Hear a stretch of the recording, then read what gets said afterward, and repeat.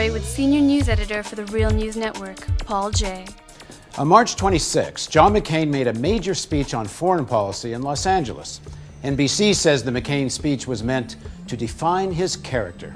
While the Democrats engage in this back-and-forth, hand-to-hand combat, John McCain can aim for the general election audience, explaining who he is and who he's not. I hate war, and I know very well and very personally how grievous its wages are. While McCain did not criticize President Bush by name, clearly he set out to distance himself in key areas, rebuffing what critics have described as cowboy diplomacy. And NBC failed to report on the most critical section of McCain's speech, his policy on Iran. And when it comes to Iran, how much difference is there between McCain, Bush, and Cheney? Iran was dangerous, Iran is dangerous, and Iran will be dangerous if they have the knowledge necessary to make a nuclear weapon. Over the past few weeks, the administration's chorus against Iran, delivered in the U.S. and in the Middle East, has continued to link Iran with nuclear weapons. Somehow, with typical news media amnesia, there's no reference to the national intelligence estimate by American agencies that said clearly Iran does not have a nuclear weapons program and is years away from having the capacity for a weapon, even if it wanted one. This intelligence estimate doesn't faze Senator McCain.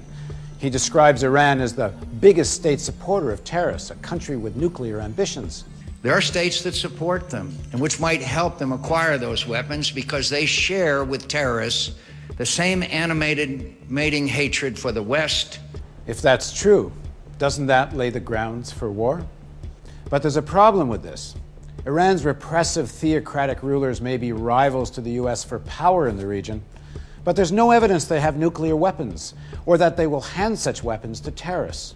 And that's the considered opinion of American intelligence agencies. Weapons of mass destruction, ties to al-Qaeda, obviously sounds familiar. Has television news learnt nothing over the last 8 years?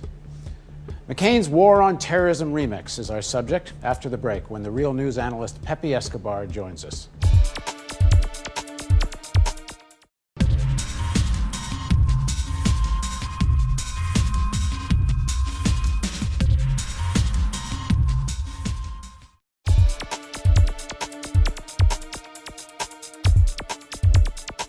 Welcome back to The Real Story. Last week, John McCain gave a major speech on foreign policy, which was also an attempt to redefine who is the real John McCain as he heads towards the presidential election campaign. Joining me to discuss McCain's speech is Pepe Escobar, Real News analyst, and for more than 20 years a foreign correspondent covering Afghanistan, Iran, and Iraq. Pepe, what did you make of McCain's speech?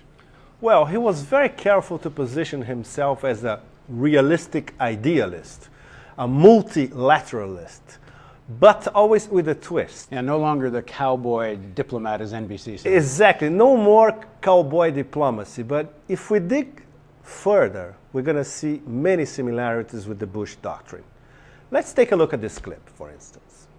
In such a world where power of all kinds is more widely and evenly distributed, the United States cannot lead by virtue of its power alone.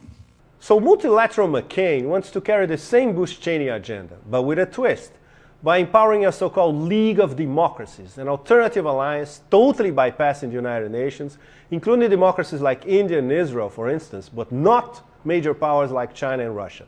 We could call this league Son of Cold War. Anyway, we should not be fooled. Multilateralism, yes, but the short-term goal remains the same: regime change in Iran. Here's another clip from the same speech.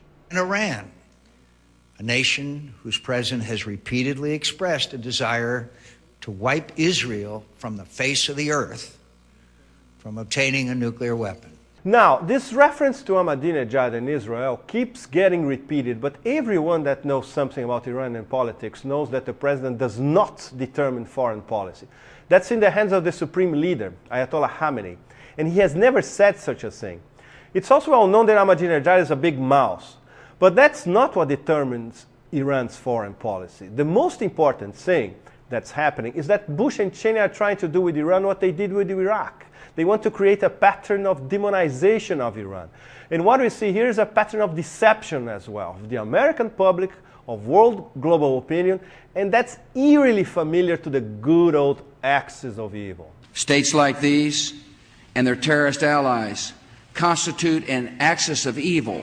The evidence indicates that Iraq is reconstituting its nuclear weapons program. It has aided, trained, and harbored terrorists, including operatives of al-Qaeda. But after reviewing more than 600,000 Iraqi documents, a Pentagon-sponsored review recently determined no evidence of any link between Saddam and al-Qaeda. And most recently, we had a gaffe by McCain in Amman, Jordan. Al-Qaeda is going back into Iran and receiving training and are coming back into Iraq from Iran. The Iranians were training Al-Qaeda. Training extremists. I'm sorry, the Iranians are training extremists, not Al-Qaeda. So to link Iran with the war on terror, or with a terrorist state threatening the world, or even to nuclear weapons, this is just propaganda war. And that's the secret of the McCain doctrine. It's the same old war on terror, only remixed. It's interesting. Do you think it was a gaffe? Well, as we all know, the mainstream media is very polite. But as we all know as well, Joe McCain has been a member of the Senate Foreign Relations Committee for ages. He knows all the main players in the Middle East, or at least he should know. He's been there countless times. He knows that Iran helped the US to defeat the Taliban in Afghanistan. How could he not know that there's extreme hostility between al-Qaeda and the theocratic leadership in Iran? So if it was intentional, that's very, very scary. If it was not, he doesn't know what he was talking about. So it's up to you to decide. I'm not sure which is the scarier proposition. Thank you. And thank you for watching The Real Story.